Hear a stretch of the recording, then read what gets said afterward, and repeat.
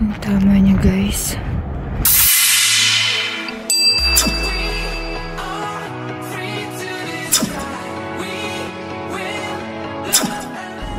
Hello everyone! Welcome and welcome back to my channel. At kung bago po kayo dito, hi! My name is Jane. Kamusta po kayo? Thank you for stopping by. For today's video, guys, iba naman po yung i-share ko sa inyo. At alam ko po may idea na kayo dahil nakita nyo po sa aking thumbnail. Yun nga po yung about po sa nangyaring car accident sa akin dito last week. At gusto ko po itong i-share sa inyo, guys, para yung sa mga kababayan ko na nandito na po sa Canada na baguhan lang at nagpaplano po kayong magkaroon ng sasakyan, gusto nyo pong mag-drive, at yung sa mga papunta na rin po dito para may idea po kayo kung paano po ba yung gagawin nyo kapag ka nagkaroon kayo ng ganitong insidente, just in case, at wag naman po sana. At yun, guys, bago ko po ulit simulan, gusto ko po muna magpasalamat sa lahat po ng mga nagtiwala at nag-subscribe po sa aking channel. At kung hindi pa po kayo nakakapag-subscribe, guys, at interesado po kayo about sa buhay Canada, mga job updates na rin po, please, favor po, consider subscribing in my channel at hit nyo na rin po yung notification bell para ma-notify po kayo sa aking mga next video. At yun nga, guys, paalis na ako ngayon. Nandito na naman ako sa sasakyan. Itong sasakyan na po ito ay isa lang pong service vehicle na pinrovide sa akin nung aking insurance kasi nga po nasa impound po ngayon yung sasakyan ko at i-assess pa po nila to bukas. At kailangan ko pong puntahan ngayon para po kunin po yung mga personal kong gamit na naiwan ko sa sasakyan. At yun nga, guys, actually may isa pa akong sasakyan kaso tawag dito, kailangan ko rin palitan yung battery. So yun, wala talaga akong sasakyan ngayon kaya kailangan ko ng service vehicle. At okay lang naman din yun dahil kasama rin naman siya sa insurance na binayaran ko. At yun nga, guys, papunta na ako doon. So habang nagda-drive na rin po ako, i-share ko na po sa inyo yung incidenteng nangyari. Kung ano po ba yung mga dapat nyong gawin at yung mga wag nyong, yun nga, katulad ko kasi na first time na nangyari sa akin tong accident na to, guys, may mga bagay po talaga ako na nakalimutan na importante na dapat ginawa ko that time.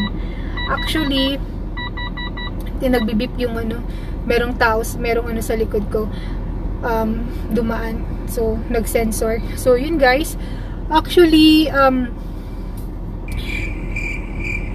sana ba ako? Nawala na ako. Wait lang. So, ayun, alis na muna ako. So, yun, habang nag-drive ako, guys, kwento ko na sa inyo kung ano yung nangyari. Last week po, habang papunta ako sa trabaho, maga po yun, at medyo icy dito kasi nga nag-snow na rin po, pa-winter na rin.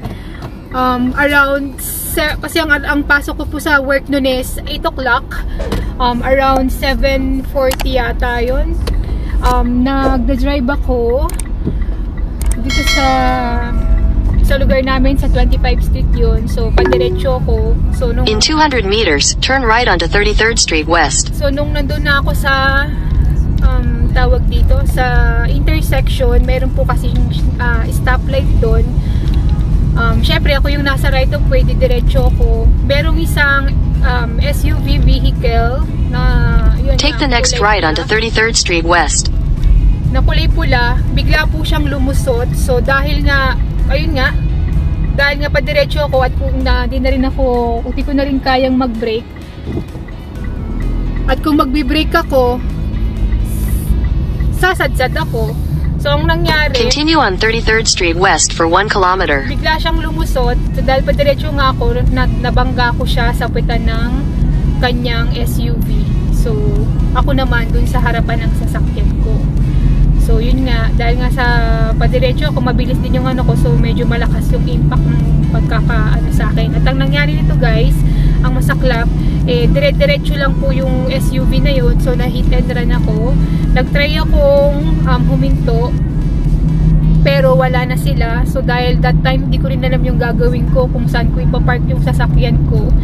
So, ang ginawa ko, pinilit kong i-drive yung sasakyan ko from dun sa sa nangyari insidente na yun, sa street na yun, hanggang sa trabaho ko sa hospital, pinark ko dun sa parking. At luckily naman po, kinain naman ng sasakyan ko kahit na wala na po siyang headlight na ko po siya. So, ang mali po sa ginawa ko, so, ko na po kagad. Dapat, nung time na yon hindi na po ako nag-drive ng diretso sa hospital. So, wag nyo pong gagawin yun. So once nagkaroon po kayo ng insidente na gano'n, accident na gayon, dapat i-park nyo na po kagad sa gilid, huminto lang po kayo doon, at dapat i-report nyo po kagad sa pulis. So sa akin kasi, ang nangyari, tanghali na ako nakapag-report sa pulis dahil kasi nga po, inuna ko po munang magtrabaho. So nag-report muna ako dun sa trabaho ko about dun sa nangyari. Tapos nagtumawag muna ako sa insurance. So yung huli nga, yung pulis, ang sabi dun sa pulis, kailangan pala pag ganung hit and run, na katulad ko na walang ano, ay tatawag ko kagad sa kanila para mapuntahan nila ako. So ang nangyari ay kailangan kong pumunta mismo sa police station para mag-file ng report. So ayun yung mali ko dun guys. So once na merong aksidente, ma-hit and run man kayo o hindi, huminto lang po kayo doon, tapos i-report nyo kagad sa police para ma-check po yung sasakyan nyo, yung kalagayan nyo. So yun nga. So ako naman, dahil sa adrenaline rush na rin siguro, at di ko na rin alam gagawin ko, iniisip ko pa yung trabaho ko. In 300 meters, turn left onto Idlewild Drive North, Louis Riel Trail. Tapos hindi ko pa naramdaman na masama yung na may ano rin pala ako, meron pala akong whiplash. Paggabi ko na siya naramdaman pag uwi ko. Ang sobrang sakit ng leeg ko dito sa left side, at sakit ng katawan ko at saka ng ulo ko. Turn left onto Idlewild Drive North, Louis Riel Trail. Nagpaalam na kagad ako dun sa manager ko. Kinabukasan, yun nga, dumiretso na ako kagad sa medical clinic para magpa-check. Ayun, in x-ray ako, meron akong whiplash dito sa left side. So kailangan ko magpa-physiotherapy para magamot. So ngayon, mag-iisang linggo na rin akong hindi pumasok guys. Nakasiklib ako. Pero kapag more than 7 days guys na nakasiklib kayo, bayad din yun ng insurance nyo. Yung inyo pong sahod, yung sahod namin dito, kumbaga yung sahod ko, babayaran nyo ng insurance, kaso 90% lang, hindi yung 100% talaga na sinasahod ko every payday. So yun yung nangyari. So yun guys, yung mali kong ginawa, yung hindi ako huminto dun dun sa may scene. Dapat nagstay lang ako doon, tapos kailangan hinabol ko, dapat pala chinek ko kung nagpark din siguro yung nakabangga sa akin sa kabilang street. So yun, sobrang nagpadala rin kasi ako sa nervyos noon. So yun yung number 1 na mali ko doon, na hindi ako nagstay. Dapat tinawag ko rin kagad sa police para meron ng kagad police report yung nangyari. Nakita nila kagad yung tsura ng sasakyan ko. So yun, kailangan talaga presence of mind. Maling-mali ako doon. So yun, nakakalungkot kasi nga na sabi nung insurance sa akin ay total loss. Ibig sabihin ng total loss guys, yung talagang baka babayaran na lang nila yung sasakyan ko. Talagang kumbaga mas malaki yung magagastos nila sa sasakyan ko kesa dun sa value ng sasakyan ko. So, in 600 meters, keep right to continue on Saskatchewan 11 North, Saskatchewan 12 North.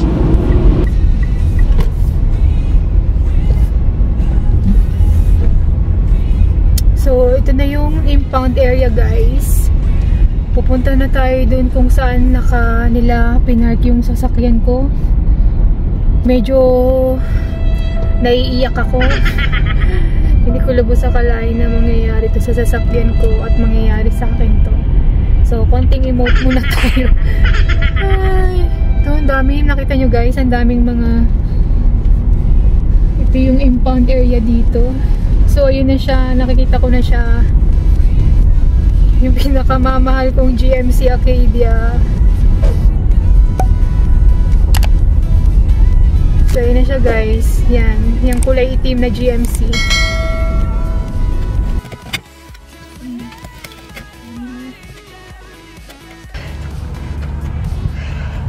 So, tika. Okay. Tama niya guys. So, ganyan siya. Yeah. So, yun guys. Paalis na ako dito sa impound area. So, yun.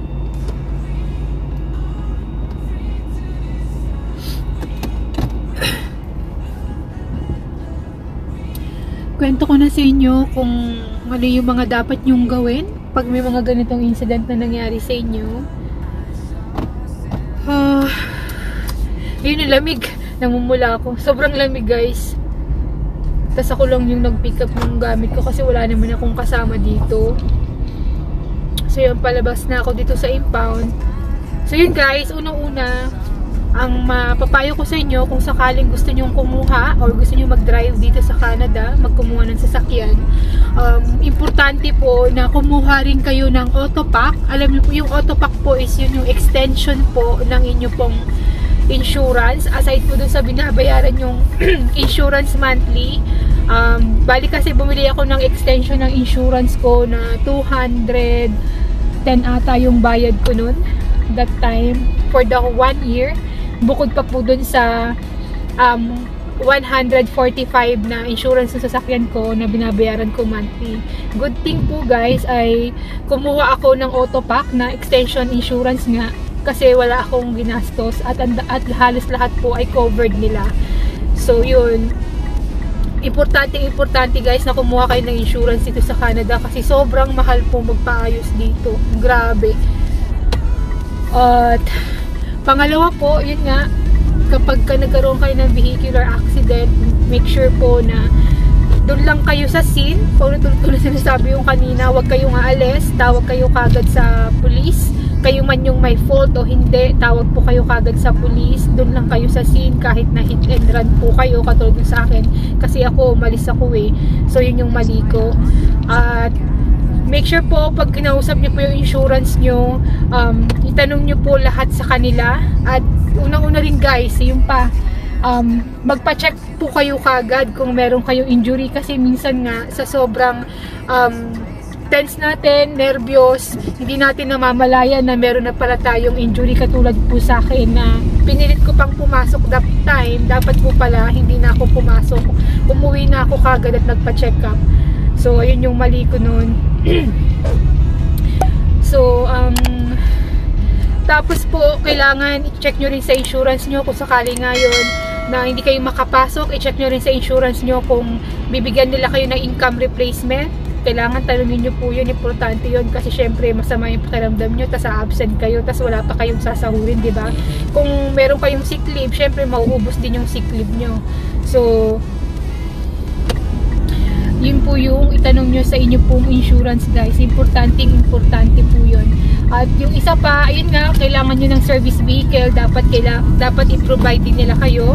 At yung i-share ko sa inyo sa service vehicle guys, ang ano pala dito, kapag ka yung sasakyan na nasira sa inyo, nabangga sa inyo ay drivable pa naman, hindi nila kayo bibigyan ng service vehicle. Pero kung yung sasakyan nyo ay hindi na drivable, katulad nun sa akin, ayun, bibigyan nila kayo ng service vehicle.